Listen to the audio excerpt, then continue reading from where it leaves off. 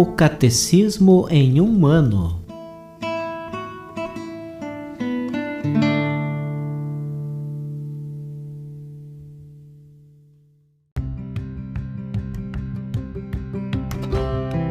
Olá, eu sou o Alesiandro, seminarista da Diocese de Ponta Grossa, Paraná. Você está ouvindo o podcast O Catecismo em um ano. Vamos ler todo o Catecismo da Igreja Católica ao longo de 365 episódios. Estamos utilizando a tradução em português apresentada pela CNBB em 2013, baseada na edição típica em latim. Baixe o plano de leitura por meio de um link que você encontra na página do Instagram, @o Catecismo em um ano, ou na descrição deste podcast.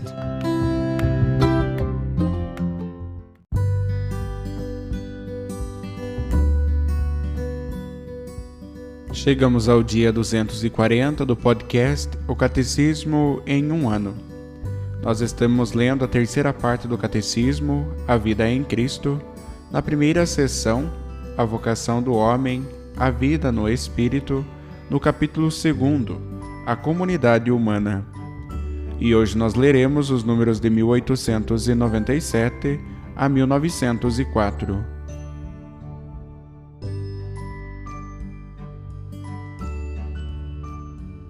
Artigo 2. A participação na vida social. 1. A autoridade. A sociedade humana não estará bem constituída, nem será fecunda, a não ser que a presida uma autoridade legítima que salvaguarde as instituições e dedique o necessário trabalho e esforço ao bem comum. Chama-se autoridade a qualidade em virtude da qual pessoas ou instituições fazem leis e dão ordens aos homens, e esperam obediência da parte deles. Toda comunidade humana tem necessidade de uma autoridade que a dirija. Tal autoridade encontra seu fundamento na natureza humana. É necessária a unidade da sociedade civil.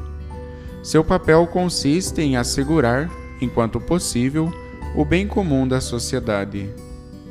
A autoridade exigida pela ordem moral emana de Deus. Todos se submetem às autoridades que exercem o poder, pois não existe autoridade que não venha de Deus, e as autoridades que existem foram estabelecidas por Deus.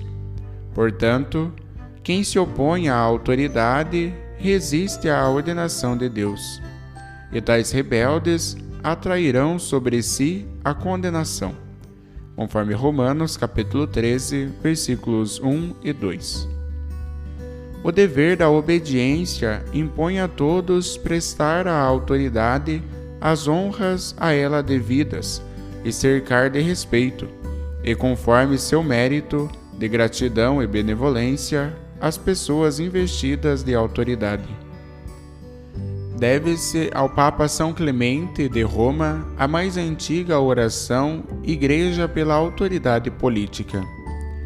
Concedei-lhes, Senhor, a saúde, a paz, a concórdia, a estabilidade, para que exerçam sem entraves a soberania que lhe concedestes. Sois vós, Mestre, Rei Celeste dos séculos, quem dá aos filhos dos homens glória, honra e poder sobre as coisas da terra. Dirigi, Senhor, seu conselho segundo o que é bom, segundo o que é agradável a vossos olhos, a fim de que, exercendo com piedade, na paz e mansidão, o poder que lhes destes, nos encontrem propício. Se por um lado a autoridade remete a uma ordem fixada por Deus, por outro, são entregues à livre vontade dos cidadãos, à escolha do regime e à designação dos governantes. A diversidade dos regimes políticos é moralmente admissível, contanto que concorram para o bem legítimo da comunidade que os adota. Os regimes cuja natureza é contrária à lei natural, à ordem pública e aos direitos fundamentais das pessoas não podem realizar o bem comum das nações às quais são impostos. A autoridade não adquire de si mesma sua legitimidade moral. Não deve se comportar de maneira despótica, mas agir para o bem comum, como uma força moral fundada na liberdade e no senso de responsabilidade. A legislação humana não goza do caráter de lei, senão na medida em que se conforma à justa razão, de onde se vê que ela recebe seu vigor da lei eterna. Na medida em que ela se afastasse da razão, seria necessário declará-la injusta, pois não realizaria a noção de lei, seria antes uma forma de violência. A autoridade só será exercida legitimamente se procurar o bem comum do grupo em questão, e se para atingi-lo empregar meios moralmente lícitos.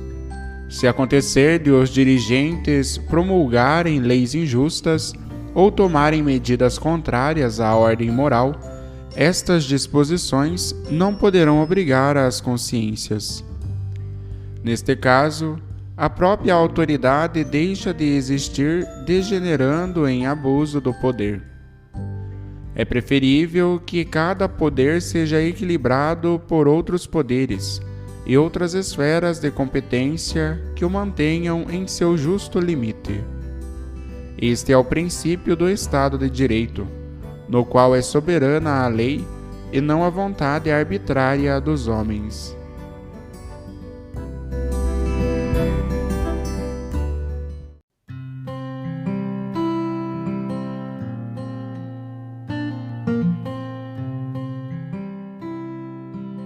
Como comentário adicional para o episódio de hoje, nós iremos ouvir a catequese do Papa Francisco com o tema Curar o Mundo. 8. Subsidiariedade e virtude da esperança. Audiência geral, Pátio São Damaso, quarta-feira, 23 de setembro de 2020.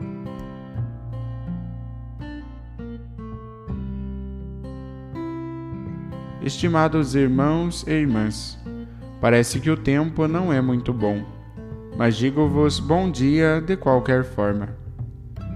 Para sairmos melhores de uma crise como a atual, que é uma crise de saúde e ao mesmo tempo uma crise social, política e econômica, cada um de nós é chamado a assumir a sua parte de responsabilidade, isto é, partilhar as responsabilidades. Devemos responder não só como indivíduos, mas também a partir do próprio grupo de pertença, do papel que desempenhamos na sociedade, dos nossos princípios e, se formos crentes, da nossa fé em Deus. Contudo, às vezes muitas pessoas não podem participar na reconstrução do bem comum porque são marginalizadas, excluídas ou ignoradas. Certos grupos sociais são incapazes de contribuir, porque são econômica ou politicamente asfixiados. Em algumas sociedades, muitas pessoas não são livres de expressar a sua fé, os seus valores e as suas ideias. Se as exprimir, vão para a prisão. Em outros lugares, especialmente no mundo ocidental, muitas reprimem as próprias convicções éticas ou religiosas. Mas assim não se pode sair da crise, ou contudo, não podemos sair melhores, sairemos piores.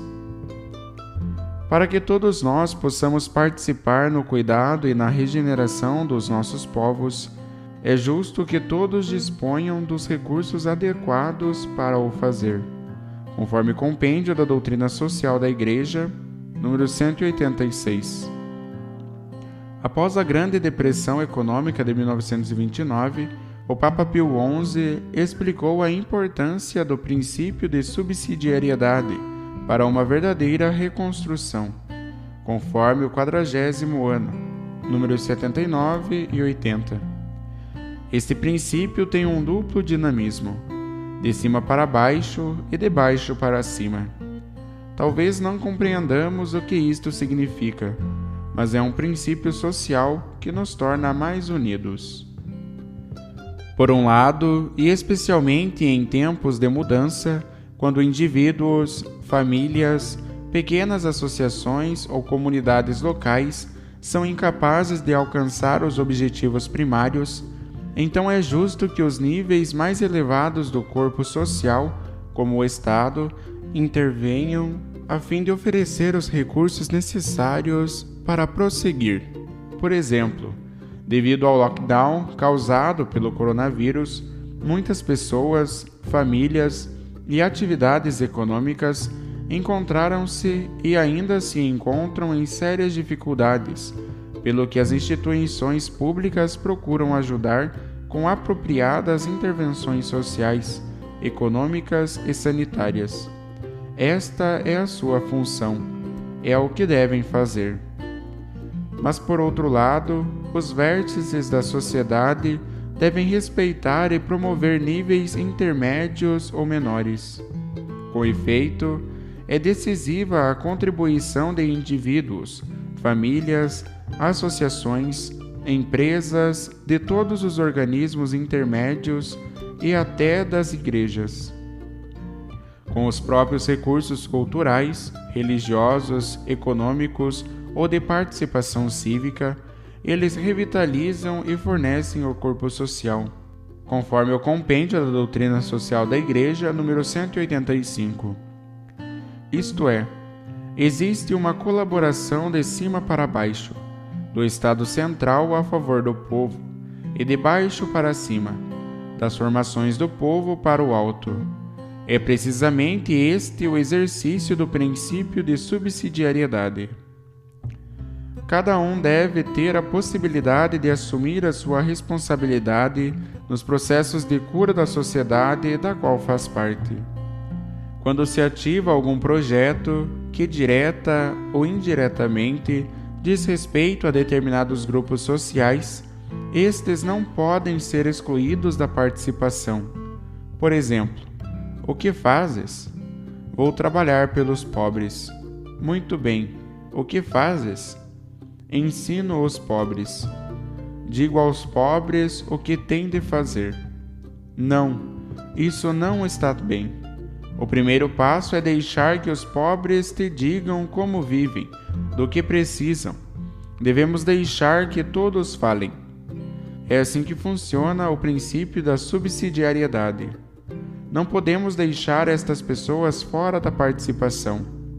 A sua sabedoria, a sabedoria dos grupos mais humildes, não pode ser posta de lado, conforme a exortação apostólica pós-sinodal, Querida Amazônia, número 32, e a encíclica Laudato Si, número 63.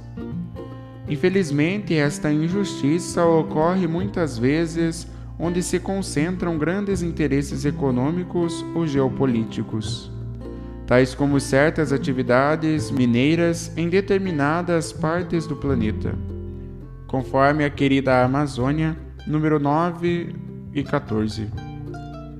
As vozes dos povos indígenas, as suas culturas e visões do mundo não são consideradas.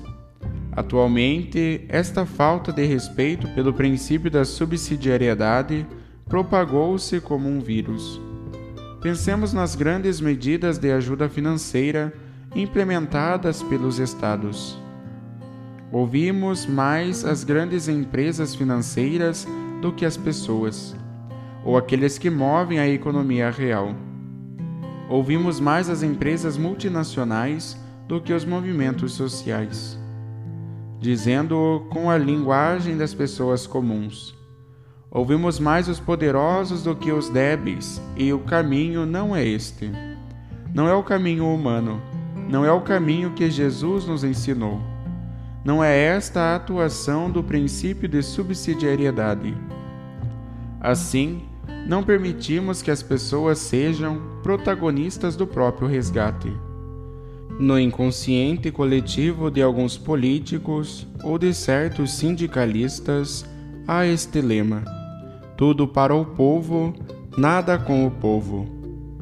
De cima para baixo, mas sem ouvir a sabedoria do povo. sem deixar atuar esta sabedoria para resolver problemas. Neste caso, para sair da crise.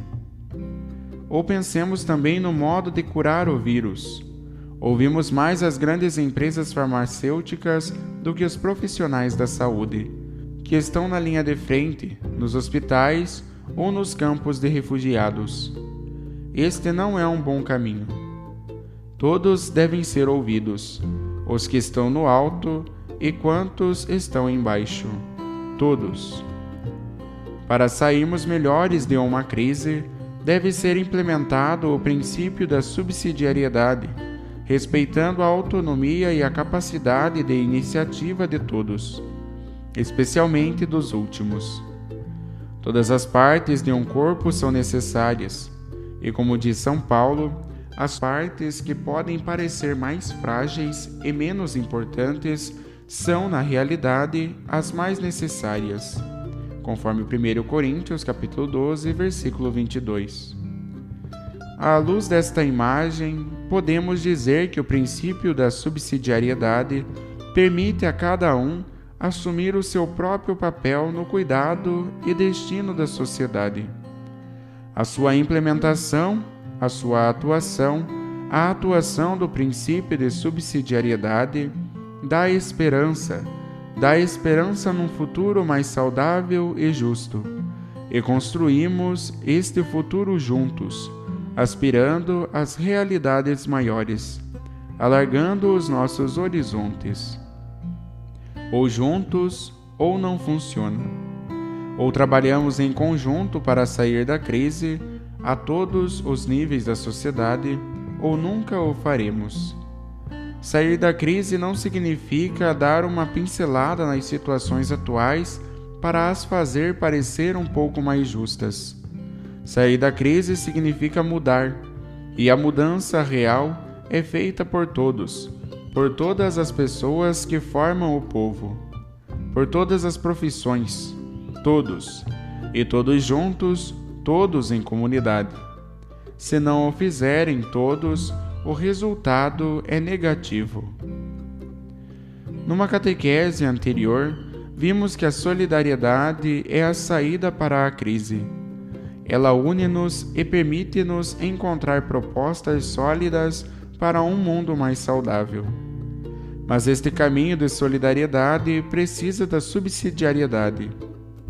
Alguém poderia dizer-me: mas padre, hoje o Senhor fala com palavras difíceis. É porque procuro explicar o que isto significa. Solidários, pois percorremos o caminho da subsidiariedade. Com efeito, não há verdadeira solidariedade sem participação social, sem a contribuição dos organismos intermédios, famílias, associações, cooperativas, pequenas empresas, expressões da sociedade civil. Todos devem contribuir, todos. Tal participação ajuda a prevenir e a corrigir certos aspectos negativos da globalização e da ação dos Estados, assim como acontece no cuidado das pessoas atingidas pela pandemia. Estas contribuições, a partir de baixo, devem ser encorajadas. Mas como é bom ver o trabalho dos voluntários na crise. Voluntários que vêm de todas as camadas sociais. Voluntários que vêm das famílias mais ricas e das famílias mais pobres. Mas todos juntos para sair. Isto é solidariedade. E este é o princípio da subsidiariedade. Durante o lockdown, o gesto de aplaudir médicos, enfermeiros e enfermeiras nasceu espontaneamente como sinal de encorajamento e esperança. Muitos arriscaram a vida e tantos deram a vida. Estendamos este aplauso a todos os membros do corpo social, a todos, a cada um pela sua valiosa contribuição, por menor que seja. Mas o que poderia fazer aquele dali? Ouve-o, dá-lhe espaço para trabalhar, consulta-o. Aplaudamos os descartados, aqueles que esta cultura qualifica como descartados. Esta cultura do descarte, isto é, aplaudamos os idosos, as crianças, as pessoas com deficiência, aplaudamos os trabalhadores, todos aqueles que se põem ao serviço. Todos colaboram para sair da crise, mas não nos limitemos apenas aos aplausos. A esperança é audaz. Por isso, encorajemo-nos uns aos outros a sonhar alto. Irmãos e irmãs, aprendamos a sonhar alto. Não tenhamos medo de sonhar alto, procurando os ideais de justiça e amor social que nascem da esperança. Não procuremos reconstruir o passado. O passado é passado. Esperam-nos realidades novas. O Senhor prometeu: renovarei todas as coisas. Encorajemo-nos uns aos outros a sonhar alto, buscando estes ideais. Não procuremos reconstruir o passado, especialmente o que era iníquo e já doente, e que já mencionei como injustiças.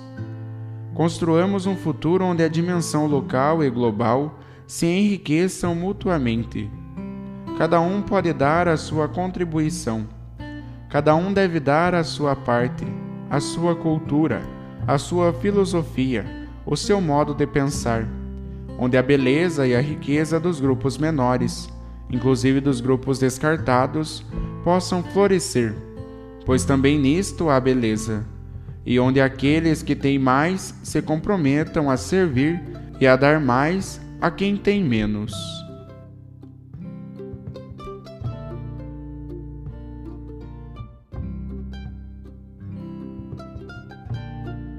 Os textos das catequeses papais encontram-se na íntegra no site da Santa Sé, vatican.va.